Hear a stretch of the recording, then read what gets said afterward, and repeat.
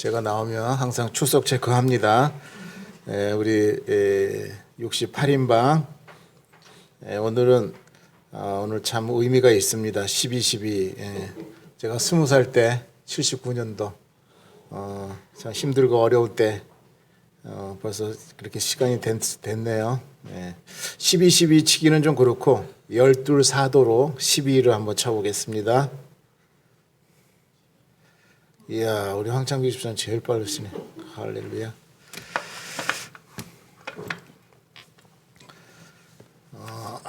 79년도 12월 12일 참 우리 군사 쿠데타도 있었고 그러던 시기에 또 전두환 전 대통령도 또 돌아가시고 노태우 대통령도 돌아가시고 참 세월의 무상함과 인생의 또 무상함도 느끼게 됩니다.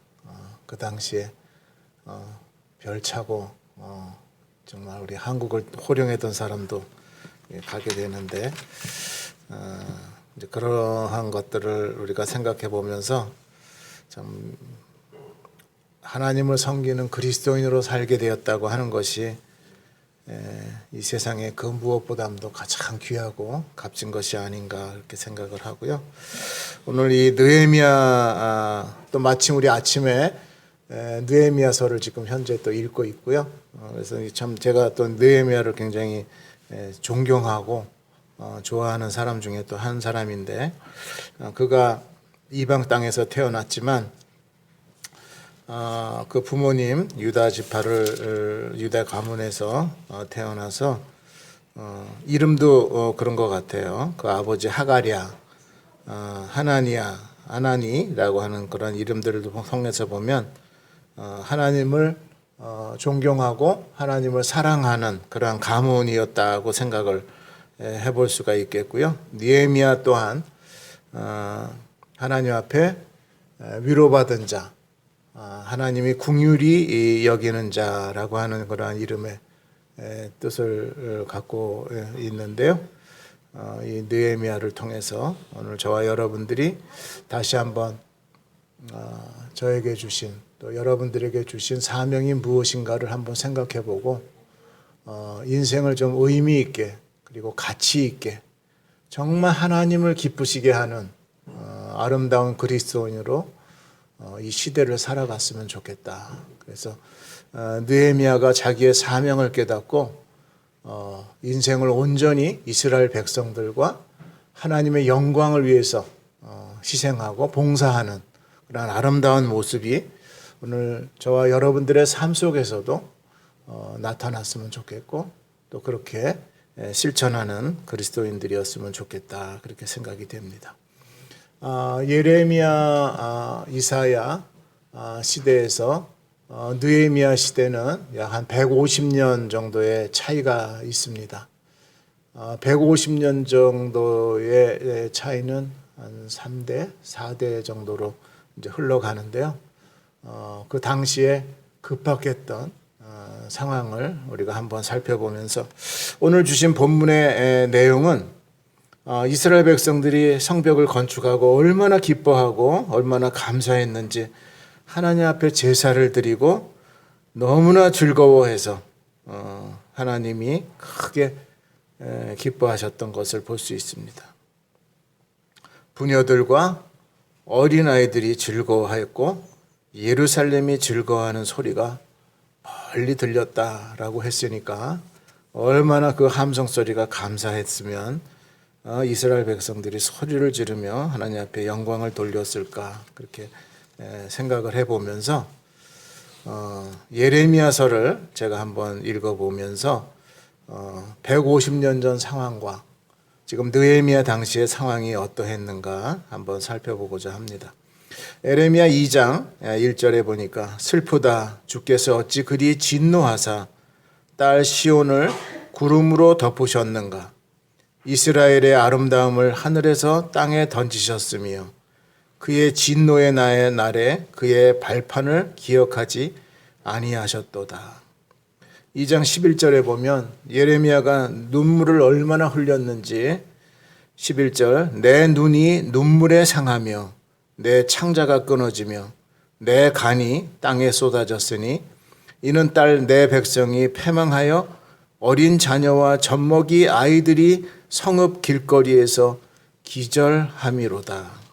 그 뒤에 넘어가서 20장 말씀 보니까 여호와여 보시옵소서 한탄의 소리가 들리면서 주께서 누구에게 이같이 행하셨는지요. 여인들이 어찌 자기 열매 곧 그들이 낳은 아이들을 먹으며 제사장과 선지자들이 어찌 주의 성소에서 죽임을 당하오리이까. 늙은이와 젊은이가 다 길바닥에 엎드러져 싸우며 내 처녀들과 내 청년들이 칼에 쓰러졌나이다. 주께서 주의 진노의 날에 죽이시되 궁일이 여기지 아니하시고 도륙하셨나이다.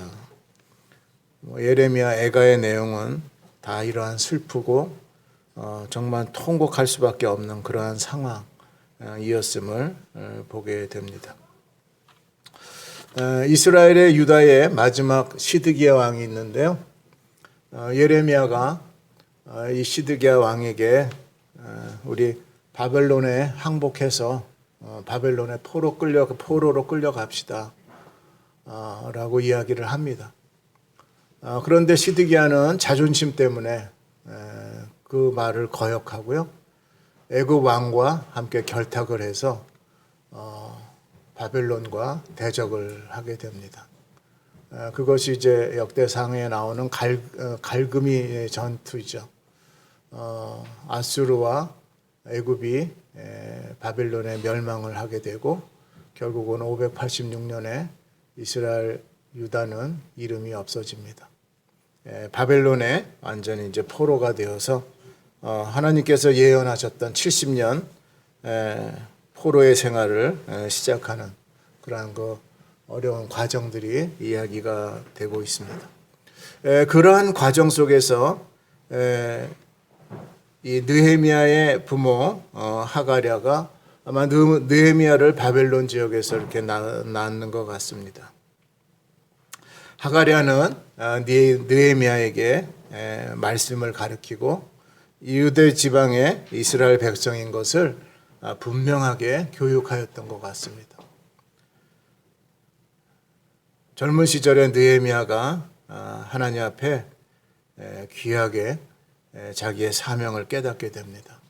나는 하나님의 백성이라고, 나는 하나님의 자녀이고 하나님께서 나를 통하여서 이스라엘을 회복시킬 것이라고 하는 그 약속의 예언의 말씀이 바로 나를 통해서 이루겠다라고 하는 강력한 사명감에 불타게 됩니다. 우리가 예수를 믿고 예수를 안다고 하는 것은 나의 존재를 아는 것이, 저와 여러분들이 이 세상에 예수 모르는 지방에서 아무것도 정말 가난한 나라에서 태어났지만 예수 그리스도를 통하여서 우리가 주님을 알고 하나님을 깨닫게 되고 또 그 하나님께서 나에게 주신 사명이 무엇인지를 우리가 알고 살아간다고 하는 것은 정말 이 세상에서 무엇보다도 가장 중요한 축복 중에 하나가 아닐까 그렇게 생각이 됩니다. 저마다 맡은 사역 속에 오늘 충실하게 살지만 오늘 이 팬데믹에 정말 죽어져가는 많은 사람들을 보면서 얼마나 마음이 아프고 정말 측은한 마음이 드는지 모르겠어요. 이러한 이 현실이 지금 우리의 삶 속에 있습니다. 나는 아니겠지가 아니라 나도 그 한 부류가 될 수 있고요. 정말 조심하지 않으면 우리는 한순간에 정말 그 귀한 생명을 빼앗길 수밖에 없습니다. 이러한 급박한 상황에서 저와 여러분들이 이 느헤미야를 통해서 우리의 사명을 좀 깨닫고 뭔가 이 시대에 소망을 주고 뭔가 이 시대의 희망이 되었으면 좋겠어요. 물결 흐르는 대로 바람 부는 대로 따라가는 그러한 인생이 아니라 산 물고기가 거슬러 올라가듯 이 시대에 나에게 주신 사역이 무엇이고 내가 해야 할 일들이 무엇인가를 깨닫는, 정말 이 생명의 가치를 좀 깨닫는 그러한 이 느헤미야와 같은 정말 믿음의 역군들이 됐으면 좋겠다 그렇게 생각이 됩니다. 예레미야가 그토록 기다렸던 소망의 씨앗, 희망의 씨앗이 바로 나라고 하는 느헤미야 자신이라고 하는 사실을 깨닫고 그는 한 시대를 준비하고 그 시대를 향해서 그 목표를 향해서 달려가는 느헤미야를 본받았으면 좋겠다 생각이 됩니다. 메데 파사에서 태어났지만은 히브리 민족이라고 하는 강한 민족애를 가지고 태어난 이 느헤미야, 하나님을 경외했고 유대의 민족을 사랑하고 내가 예루살렘을 회복시키겠다고 하는 이 사명을 깨달은 느헤미야는 그 목표가 분명해졌습니다. 이제 목표를 향해서 달려가는 하나하나 준비해가는 이 사명자의 삶을 이 느헤미야를 통해서 우리가 좀 배웠으면 좋겠다 생각이 됩니다. 꿈에는 원대한 인생의 비전도 있겠지만은 느헤미야는 그 꿈을 이루어가기 위해서 하나하나 차근차근 준비해가는 그러한 모습을 보게 됩니다. 자신의 수산궁이라고 하는 말씀이 이제 1절에 나오는데요. 내가 살 길과 미 민족을 살릴 수 있는 길은 왕이 사는 그 수산궁에 들어가는 일이 가장 중요하다라고 아마 느헤미야는 깨달은 것 같아요. 그 목표를 향해서 나는 먼저 지금으로 생각하면 청와대에 들어가는 그러한 모습과도 같을 것 같아요. 내가 무언가 이 왕에게 나의 목표를 이루기 위해서는 왕과는 친밀한 관계를 이루어야 되겠다라고 하는 그러한 목표가 세워졌던 것 같아요. 그래서 부지런히 연구하고 부지런히 아마 바벨론 학문도 연구했던 것 같죠. 그래서 그의 1차 목표가 달성되는 것이 느헤미야 1장 1절에 나오는 것입니다. 하가랴의 아들 느헤미야의 말이니라. 아닥사스다 왕 제20년 기술월에 내가 수산궁에 있는데 라고 얘기를 하고 있습니다. 지금으로 말하면 아마 국가 공무원, 고위 공무원에 아마 합격이 되어서 수산궁에 들어가게 된 것 같습니다.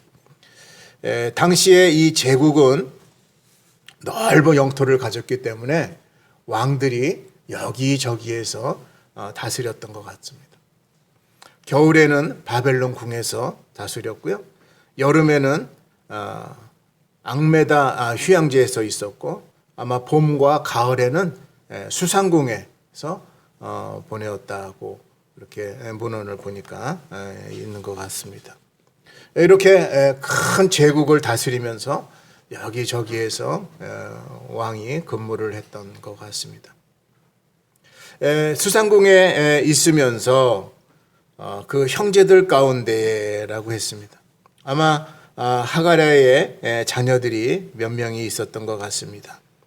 아마 느헤미야의 형벌 정도 되는 그 형도 같이 수산궁에서 근무를 하면서 예루살렘에 다녀오게 되는, 사신으로 다녀오게 되는 그러한 일들이 있었던 것 같습니다. 1장 2절 말씀을 보니까 내 형제들 가운데 하나인 하나니가 두어 사람과 함께 유다에서 내게 이르렀기로 내가 그 사로잡힘을 면하고 남아있는 유다와 예루살렘 사람들의 형편을 물어보았다. 그렇게 말씀하고 있습니다. 자기 동족의 상황과 형편을 그 하나니를 통해서 듣게 됩니다. 그 내용은 3절, 4절에 기록되어 있습니다. 예루살렘 성은 무너져 허물어져 있고 성문은 불타버렸고 성벽은 다 망가져 있다고 하는 이야기를 듣게 됩니다. 그 말을 들은 느헤미야는 하나님 앞에 슬퍼하며 기도하고 금식하고 기도했다고 4절 말씀에 기록되어 있습니다. 느헤미야는 이 이야기를 듣고 하나님 앞에 엎드려 기도하는데요. 이 이야기는 사실 150년 전 이야기입니다. 예레미야 당시에 시드기야 왕에게 나타났던 그러한 멸망의 이야기들이죠. 그렇지만 느헤미야는 그 과거의 일을 자기가 지금 현재 당하고 있는 것으로 자기가 대신 하나님 앞에 회개하고 자복하는 내용들을 오늘 1장 6절 말씀에 보면 기록되어 있습니다. 이제 종이 주의 종들인 이스라엘 자손을 위하여 주야로 기도하오며 우리 이스라엘 자손이 주께 범죄한 죄를 자복하오니 주는 귀를 기울이시며 눈을 여시사 종의 기도를 들으옵소서. 나와 내 아버지의 집이 범죄하였다고 스스로 느헤미야는 고백을 하고 있습니다. 오늘 이 사실을 읽고 이 말씀을 묵상하면서 오늘 나는 그렇게 하고 있는가 한번 돌아보면서 그러한 심정으로 기도해야 된다고 생각합니다. 그리고 정말 이 코로나 팬데믹 시대에 우리 참좋은 교회가 아침 기도회를 시작하면서 많은 분들이 정말 나라와 민족을 위해서 자기의 처소를 위해서 또 직장을 위해서 참 눈물로 기도하는 그러한 내용들을 감사하게 생각합니다. 우리 대한민국이 정말 풍전등화와 같은 여러분들이 뉴스를 통해서 듣겠지만 중국과 미국과의 이 관계 이 틈새에서 우리 한국이 이러지도 저러지도 못하는 이 어려운 상황을 여러분들이 아마 알 것입니다. 이제 내일 다음 달이면은 동계올림픽이 열리는데요. 그곳에 미국은 참석 안 한다고 하고 중국은 우리 보고 참석하라고 하고 정말 중간에서 이리 하지도 저리 하지도 못하는 그러한 상황이 정말 우리 현실이고요. 앞으로 이제 90일도 남지 않았는데 정말 대통령다운 대통령이 바로 이 나라를 저분이 지켜나갈 것인가 하는 우려와 걱정들이 그렇게 많이 앞서요. 이러한 상황 속에서 저와 여러분들이 무엇을 어떻게 해야 될 것인가. 정말 이 시대야말로 이때야말로 하나님 앞에 간절히 느헤미야와 같은 모습으로 기도해야 될 것 같아요. 과거에 우리 대한민국을 지켜주신 하나님, 오늘 이 정말 풍전등화와 같은 이 현실에 이 나라를 우리 하나님 오른손 장종 안에 붙잡아 주셔서 정말 하나님께서 이 대한민국을 통하여 하나님이 이루고자 하시는 이 세계에 정말 으뜸으로 설 수 있는 정말 그리스도의 아름다운 나라가 될 수 있도록 저 여러분들이 이 시대에 느헤미야와 같은 심정으로 자복하고 회개하고 하나님 앞에 부들려서 하나님 앞에 이 나라를 어떻게 할 것인가를 우리가 기도하면서 준비해야 될 때가 바로 이때가 아닌가 그렇게 생각이 됩니다.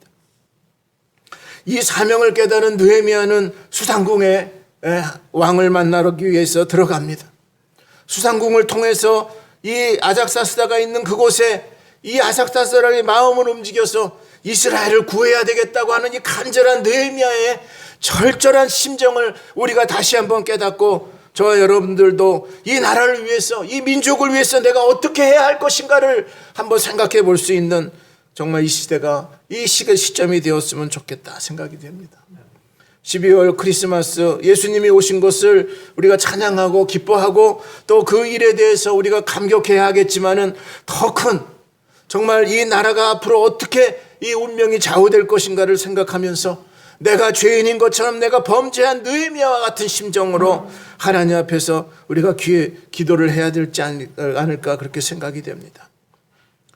주를 향하여 크게 악을 행하며 주께서 주의 종 모세에게 명령하신 계명과 율례와 규례를 지키지 아니한 이 민족을 불쌍히 여겨달라고 기도했던 느헤미야. 하나님 앞에 저와 여러분들이 이 민족이 아버지 하나님 앞으로 어떻게 해야 될 것인가를 우리가 절실하게 기도하면서 이제 하나님 말씀만 따르겠다고 이제 하나님 말씀만 순종하겠다고 하나님의 의만 이루겠다고 하는 주의 백성이 되고자 하는 이러한 심정으로 하나님 앞에 은혜를 구하고 간절히 구할 때에 제2의 목표가 또 이 느헤미야를 통해서 이루어집니다. 수상궁에 들어간 것이 아니라 이제는 아닥사스다 왕과 함께 생활하고 함께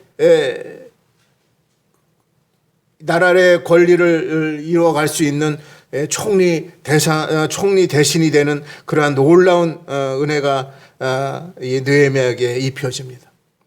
두 번째는 수상궁에서뿐만 아니라 이제는 왕과 가장 가깝게 생활할 수 있는 술관원이 되는 것입니다.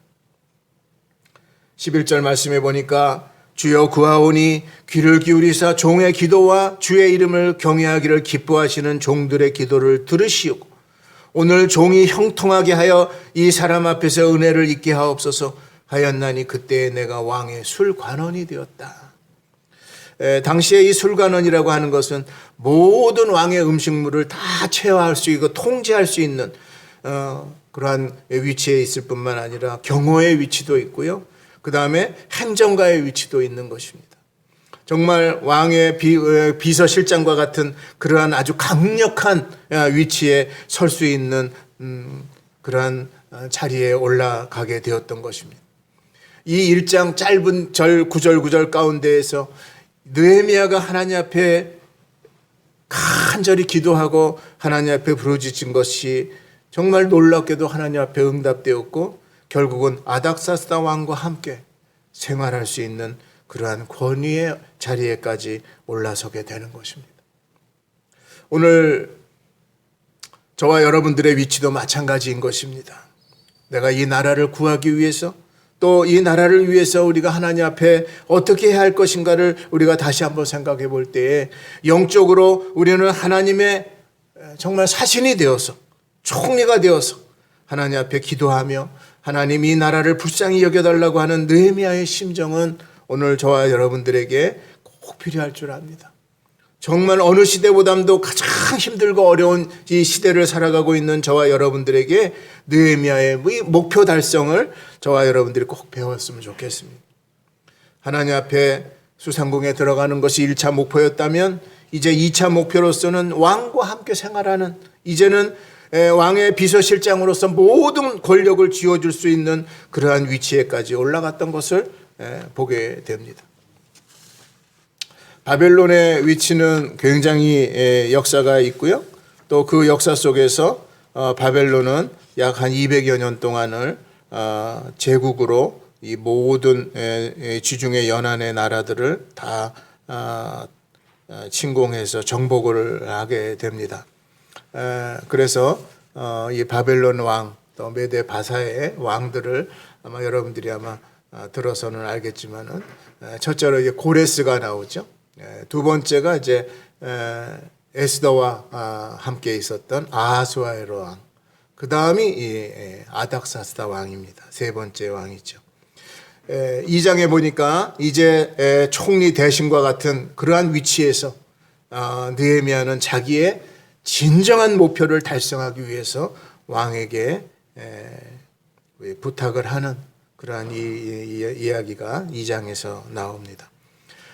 아닥사스다 왕 제20년 니산월. 아닥사스다가 20여 년 동안을 이제 제국을 통치하였으니까 상당한 기간 동안에 그 모든 나라의 상황과 또 현황들을 다 알 수 있을 것 같습니다. 그러한 상황에서 이 느헤미야가 아닥사스다 왕과 함께 이제 생활을 하게 되면서 이제 식사 자리에 있게 됩니다. 1절입니다. 아닥사스다 왕 제20년 니산월 왕 앞에 포도주가 있기로 내가 그 포도주를 왕에게 드렸는데, 그러니까 음식을 왕에게 드리고 또 따르는 그러한 위치에 있었으니까 굉장히 아주 중요한 위치에 있었던 것을 보게 됩니다. 그때 아닥사스다가 느헤미야의 얼굴 표정을 보게 됩니다. 2절입니다. 왕이 내게 이르되 내가 병이 없거늘 어찌하여 얼굴에 수심이 있느냐. 왕이 이 정도로 물을 수 있다고 하는 것은 그만큼 느헤미야가 왕에게 신임을 받았고 인정을 받았고 이제는 형제와 같은 그러한 서로 걱정을 해줄 수 있는 관계에까지 올라갔으니까 얼마나 중요한 위치에까지 올라갔는지 우리가 알 수 있습니다. 얼굴에 수심이 있느냐 이는 필연 내 마음에 근심이 있음이로다 하더라. 그때 내가 크게 두려워하여 왕께 대답하되 왕은 만세수를 하옵소서. 내 조상들의 묘실이 있는 성읍이 이제까지 황폐하고 성문이 불탔사오니 내가 어찌 얼굴에 수심이 없사오리이까. 여러분 이게 보통 이야기가 아닙니다. 이 말을 통해서 순식간에 목이 잘릴 수 있었고요. 뭐 에스더서를 읽어봐서도 알겠지만은 허락 없이 왕을 만난다고 하는 것은 죽을 수도 있는 상황입니다. 그러한 죽음 상황에 있었지만은 느헤미야는 담대하게 아닥사스다에게 자기의 고향의 이야기를 하고 있는 것을 보게 됩니다. 4절에 보니까 왕이 내게 이르되 그러면 내가 무엇을 원하느냐. 이제 왕이 느헤미야를 불쌍히 여기고 무엇인가 원하는 것을 해주기를 원하는 그러한 왕의 대답을 듣고서 느헤미야는 힘을 얻습니다. 내가 곧 하늘의 하나님께 목도하고, 이 말은 하나님 앞에 마음으로 기도한 것이죠. 하나님 감사합니다. 이 민족을 살릴 수 있는 절호의 기회가 왔다고 하는 것을 감사했던 것 같습니다. 그러면서 목도하고 기도하고 왕에게 대답합니다. 5절입니다. 왕에게 이르되 왕이 만일 좋게 여기시고 왕이 왕의 목전에서 은혜를 얻었사하면 나를 유대 땅에 나의 조상들의 묘실이 있는 성읍에 보내어 그 성을 건축하게 하옵소서라고 부탁을 하게 됩니다. 느헤미야가 결국은 이스라엘의 유다의 총독으로 건너가는 세 번째 목표가 달성되는 것을 보게 됩니다. 술관원의 위치에서 대통령의 비서실장이라고 하면 얼마든지 편안하고 안락하고 안정된 생활을 할 수가 있는 위치입니다. 그럼에도 불구하고 느헤미야는 예루살렘의 총독으로 보내달라고 자기의 계획을 말하는 것을 보게 됩니다.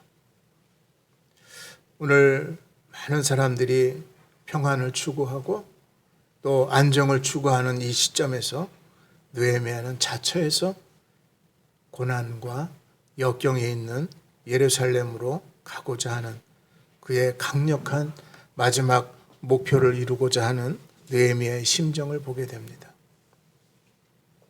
오늘 우리들은 이 말씀을 통해서 또 오늘 느헤미야의 위치에 내가 있었다면 나는 아마 평안과 안정된 삶을 취하지 않았을까라고 하는 생각을 해봅니다. 오늘 우리는 남이 어떻든지 내가 편하고 내가 잘 살고 내가 쓰고 싶은 거 쓰게 되면 그것으로 만족하는 사람들이 얼마나 많습니까? 우리 그리스도인들도 마찬가지가 아닙니까? 내 교회가 편하고 내 교회가 넉넉하고 내 교회가 풍성하다면 더 이상 일하려고 하지 않습니다. 더 선교하려고 하지 않습니다. 2000년대 초반만 해도 우리 대한민국이 선교의 강국이고 2만 5천 명의 선교사 가족을 파송하고 보냈다고.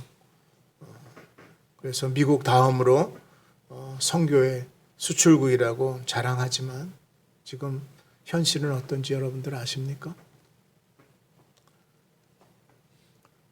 지금 현실은 지금 15,000명이 다시 귀국해서 정말 열악한 상황 가운데 선교사들이 생활하고 있습니다.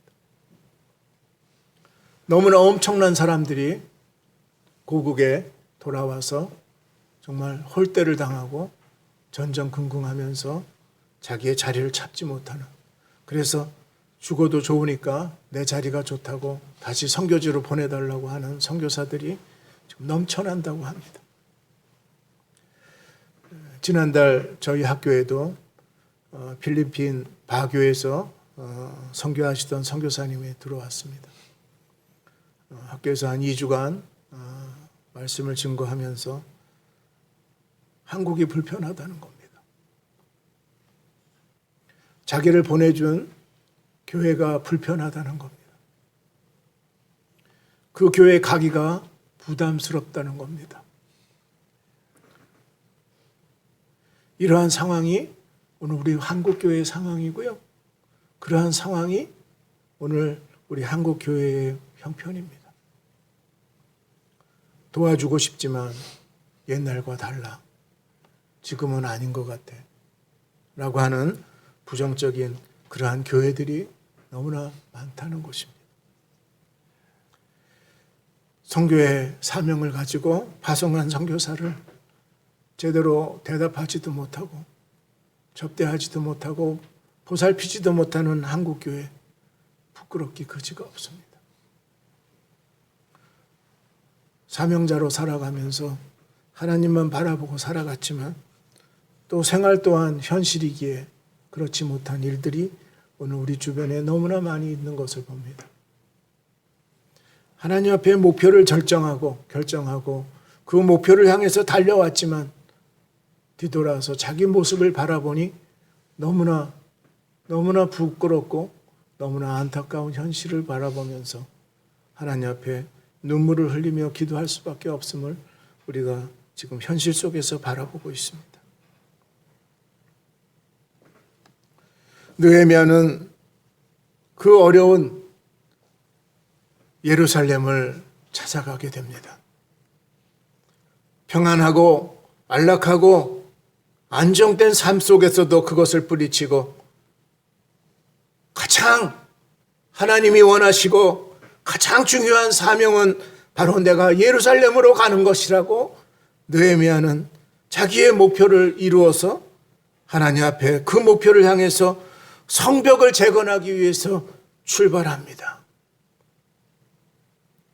이 사역이야말로 생명을 내놓고 자기가 해야 할 사명이고 힘들고 어렵지만은 그 십자가의 길을 내가 가야 하겠다고 고백하며 하나님 앞에 정치적으로나 여러 가지 모습 속에서 안정을 취할 수 있었지만 느헤미야는 극구 자기의 목표를 향해서 하나님께서 자기에게 주신 그 사명을 감당하기 위해서 예루살렘의 성벽을 재건하기 위해서 가게 됩니다.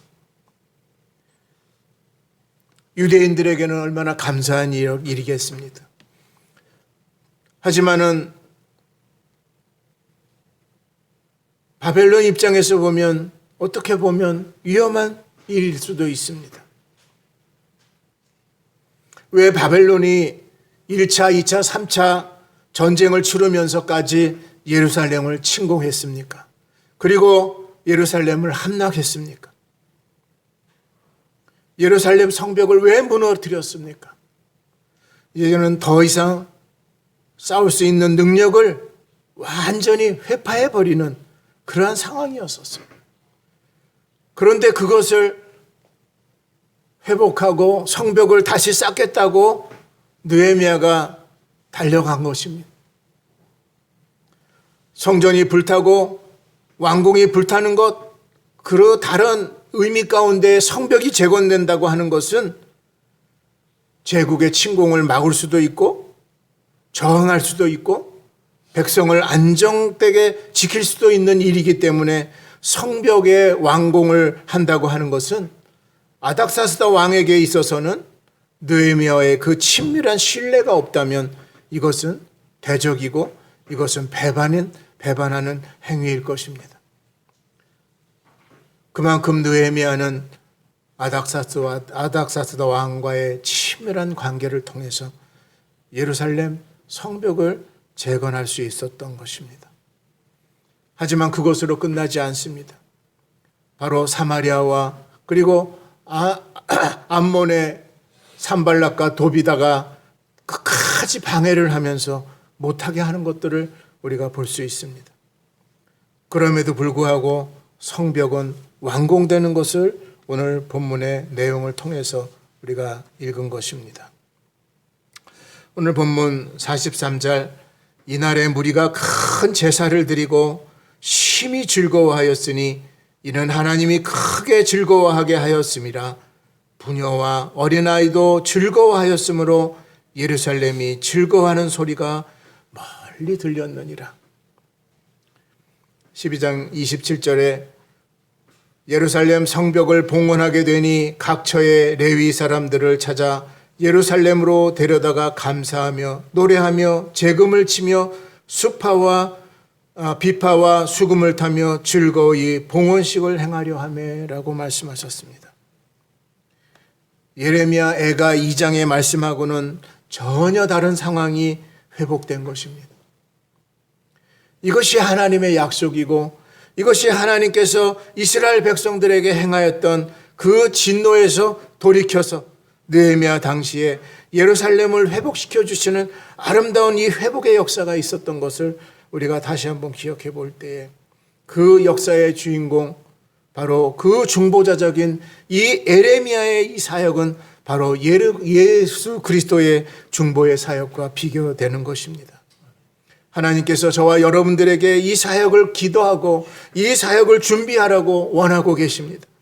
하나님께서 이 민족을 살려가려고, 하나님께서 하나님의 교회를 살려가기 위해서 저와 여러분들을 부르고 계십니다. 오늘 이 시대에 저와 여러분들이 느헤미야와 같은 역사를 감당하게 나갈 때에 바로 우리 대한민국은 회복될 것이고, 또 바로 대한민국의 6만 한국 교회가 선교사를 다시 파송할 수 있는 그러한 기회가 찾아올 수 있는 것입니다. 하나님의 역사에 저와 여러분들을 쓰시기 원하십니다. 느헤미야와 같은 귀한 사역자를 부르고 계십니다. 하나님께서 하시고자 하는 이 일들의 중보적인 사역을 저와 여러분들을 통해서 하시고자 하는 것입니다.